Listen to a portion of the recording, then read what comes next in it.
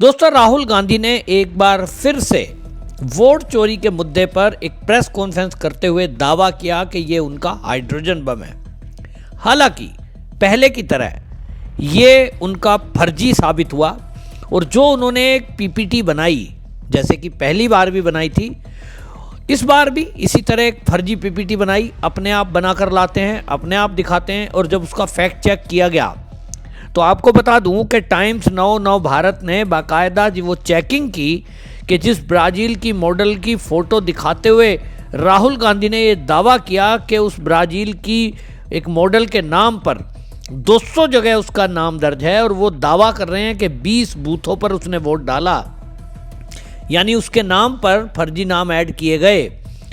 तो वो दावा पूरी तरह फर्जी निकला, क्योंकि जो पत्रकार है टाइम्स नव भारत के, वो सोनीपत की एक महिला वोटर जिसका एपिक नंबर बिल्कुल वही था जिस पर वो चेक करने गए, तो वो पूनम वहाँ मिली है। और पूनम जो है वो 2012 में उसका वोटर लिस्ट में नाम है, उसके पति का नाम सोनू है और सोनीपत के जिस गांव में वो रहती है उस एड्रेस पर टाइम्स नव की टीम पहुंची।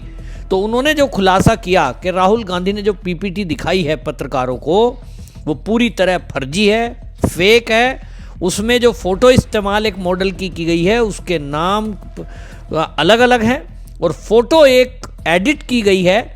असली में अगर आप वोटर लिस्ट उस एपिक नंबर का खोलेंगे तो उस मॉडल के बजाय असली महिलाओं के फ़ोटो उसमें लगे हैं। इसका मतलब ये हुआ कि राहुल गांधी ने एक फर्जी पीपीटी तैयार की, उसमें स्क्रीनशॉट लिए गए और स्क्रीनशॉट लेते समय जो उसने प्रेस कॉन्फ्रेंस में राहुल गांधी ने प्रदर्शित की वो ब्राज़ील की मॉडल है। वाकई में वो फ़ोटो फर्जीवाड़ा है। रियल में वोटर लिस्ट में जिन महिलाओं के नाम हैं उन्हीं की फ़ोटो लगी हुई है। ये एक फैक्ट चेक से खुलासा हो गया और इसलिए एक बात और खुलासा हुई कि जो वो दावा कर रहे हैं कि नायब सिंह सैनी ने पहले ही कहा था कि उनके पास व्यवस्था है, वो एक 5 मिनट के प्रेस कॉन्फ्रेंस में बोली गई बात में से मात्र 10 सेकंड का एक क्लिप काट कर और उसको प्रेस कॉन्फ्रेंस में चला रहे थे।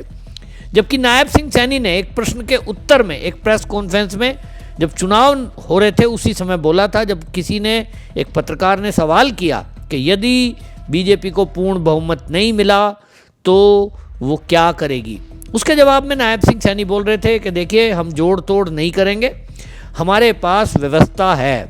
व्यवस्था मतलब किन्हीं पार्टियों से उनकी बातचीत हो चुकी है कि यदि उनके पास पूर्ण बहुमत नहीं आता है तो उस स्थिति में कुछ दल ऐसे हैं जो उनके साथ मिलेंगे और उनके साथ मिलकर के वो सरकार बनाने में उनकी मदद करेंगे।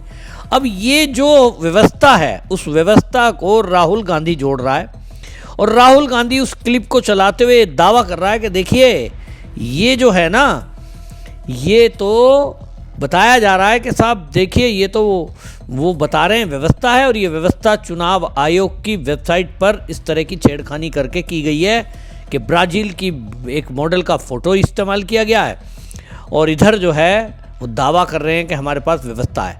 तो वो पूरी भारतीय जनता पार्टी जो है उन्होंने बाकायदा नायब सिंह सैनी का वो पूरा इंटरव्यू उस पर डाला है, पूरी क्लिप डाली है। यानी जो भी राहुल गांधी ने दावे किए वो सारे के सारे फर्जी साबित हो रहे हैं। और राहुल गांधी ने अंत में जिस तरह से जेनजी आंदोलन का एक इशारा किया है उससे एक बात बिल्कुल साफ है। और मैं सोशल मीडिया पे देख रहा हूँ कि राहुल गांधी की जो IT सेल है, राहुल गांधी के जो इसमें सोशल मीडिया पर लोग एक्टिव हैं, उनको मैं सुन रहा हूँ, पढ़ रहा हूँ, वो क्या कह रहे हैं, पूरी टीम एक्टिव हो गई है। नेहा सिंह राठौर हो, बताया जा रहा है कि अमेरिका से कुछ हैंडल वीडियो डाले जा रहे हैं। वो क्या कह रहे हैं, जब किसी ने कहा कि सुप्रीम कोर्ट जाओ तो कहते हैं जी सुप्रीम कोर्ट का तो आपको पता ही है, ये सब सरकार के दबाव में है। यानी चुनाव आयोग भी मोदी के कहने में चल रहा है, इस देश की न्यायपालिका भी मोदी के कहने में चल रही है। तब राहुल गांधी इस देश में क्या कर रहा है, तो वो केवल आंदोलन कराना चाहते हैं ये लोगों को बताकर कि इस देश की जो सरकार है, चाहे वो केंद्र की है या भारतीय जनता पार्टी की राज्यों में जो सरकार चल रही है, वो तो सब फर्जीवाड़े से जीती हुई सरकार है। वो उसको डाउट क्रिएट करके ये बताने की कोशिश में है जनता को कि ये फर्जी सरकार है और इसलिए आंदोलन करो। यानी नेपाल जैसा आंदोलन, बांग्लादेश जैसा आंदोलन राहुल गांधी भारत में कराना चाहता है। उसी के लिए ये सब फर्जी पीपीटी तैयार की जाती है। ज़्यादातर लोगों का होता यही है कि कोई फैक्ट चेक तो करता नहीं है, मीडिया को मैनेज कर लिया जाता है, और इसीलिए जो राहुल गांधी झूठ बोलता है उस झूठ को सोशल मीडिया के जरिए फैलाया जाता है।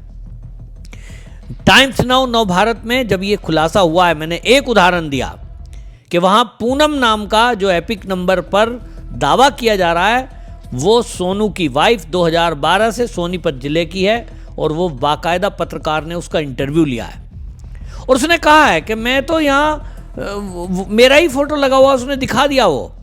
यानी फर्जी है भाई, हद हो गई कि कोई एक पीपीटी तैयार करे प्रेस कॉन्फ्रेंस में दिखाने के लिए, कुछ भी लगा दे उसमें। कल को मोदी के नाम से बना देंगे 200 फोटोशॉप करके, और 200 आधार कार्ड नंबर दिखा देंगे और एड्रेस दिखा देंगे, कहेंगे मोदी का 200 वोट है। इसका क्या मतलब है? रही बात एक भाजपा नेता का हरियाणा में वोट है, साहब उनका यूपी में भी है, तो भैया पवन खेड़ा का भी है, संजय सिंह का था, उसकी पत्नी का। तो ऐसे तो कई लोग हैं कि जिनके 2 राज्य में है और इसीलिए एसआईआर कराया जा रहा है। इसको लेकर आपको बता दूं कि जितनी भी बात ये की जा रही है, इसको लेकर जवाब दिया चुनाव आयोग ने, जवाब दिया। और चुनाव आयोग हरियाणा का जो है उन्होंने बाकायदा इसको कहा कि देखिए जो असेंबली इलेक्शन 2024 का हुआ उसमें जिस तरह की ये बात कर रहे हैं, उन्होंने कहा कि इसमें 20,629 BLO वो लगाए गए। BLO का मतलब आप समझते हैं कि इसमें जो रिवीजन हुआ था उस समय चुनाव के पहले, तो वो कहते हैं कि जो क्लेम है वो हमारे पास 4,16,408 वो टोटल नंबर क्लेम का आया, ऑब्जेक्शन का। और उसको जो है हमने जितने भी ये लगाए, फाइनल में जो रोल बना उसमें पॉलिटिकल पार्टी जो थी वो सबसे दूर होते हुए 27/8/2024 को इसको ठीक कर लिया गया। और वो कहते हैं कि जो EROs हैं, बाकी उसमें जो ऑब्जेक्शन थे जो इन पार्टियों के यानी कांग्रेस के भी जो थे, कोई भी उसमें ऑब्जेक्शन किसी ने नहीं किया, यानी निल। तो राहुल गांधी एक तरह से ये बताने की कोशिश कर रहे हैं कि कांग्रेस के जो कार्यकर्ता हैं वो बूथ पे सो रहे थे। कोई भी महिला किसी भी आई कार्ड को लेकर आती थी, किसी भी वोटर लिस्ट कार्ड को लेकर आती थी और वोट डाल के चली गई। राहुल गांधी क्या कहना चाहते हैं? असली बात यह है कि राहुल गांधी ने एक फर्जी पीपीटी तैयार की और वो चुनाव आयोग पर प्रहार कर रहे हैं, ये कहते हुए कि चुनाव आयोग केंद्र में गड़बड़ कर रहा है और वो फर्जी वोटों को डाल रहा है, कुछ को काट रहा है। राहुल गांधी कहते हैं कि साहब 200 वोट डाल दिया एक महिला के। ये संभव है क्या कि कोई एक महिला 20 बूथ पर, वो कहते हैं 10-10 वोट डाल दिया? कितनी लंबी लाइन लगती है। उनको कैसे पता कि ये जो फर्जी कार्ड वो बता रहे हैं कि वो कांग्रेस को वोट डाला कि बीजेपी को डाला? भाई वोट तो आड़ में डलता है ना, वहाँ तो कोई देखता नहीं। तो क्या पता कांग्रेस ने ही ये जानबूझ के बनवाई हो इस तरह से कि जब फार्म भरे जा रहे हैं BLO BLA लगे, उसकी जांच ठीक से तो होती नहीं है और उस समय जो है फर्जीवाड़ा कर दिया। तो फर्जीवाड़ा कर दिया और वोटर लिस्ट में गड़बड़ी कर दी ताकि बाद में उस गड़बड़ी को दिखाई जा सके। तो ये चुनाव आयोग ने कहा है कि देखिए हम सब ने इनकी बातों को सुना और जब हम वहाँ इलेक्शन के पहले ये वोटर लिस्ट दिखा रहे थे तब तो ये कह रहे हैं एक भी ऑब्जेक्शन नहीं है। उसके बाद आज ये कह रहे हैं कि सब ऑब्जेक्शन है। उसके बाद कह रहे हैं कि और फिर SIR का विरोध कर रहे हैं।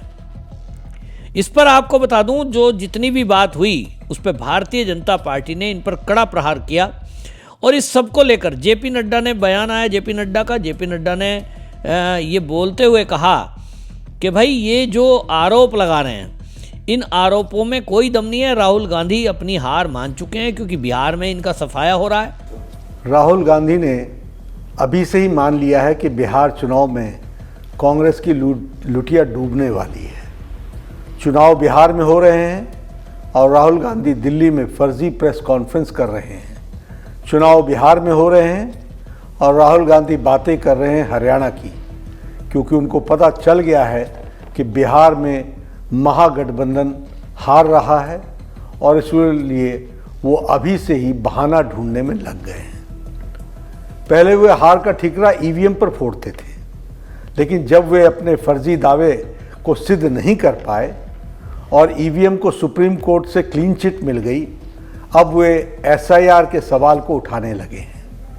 राहुल गांधी को पता होना चाहिए कि चुनाव जीतने के लिए जमीन पर मेहनत करनी पड़ती है, जनता के दिलों में अपनी जगह बनानी पड़ती है, जनता के दिलों तक पहुंचना पड़ता है।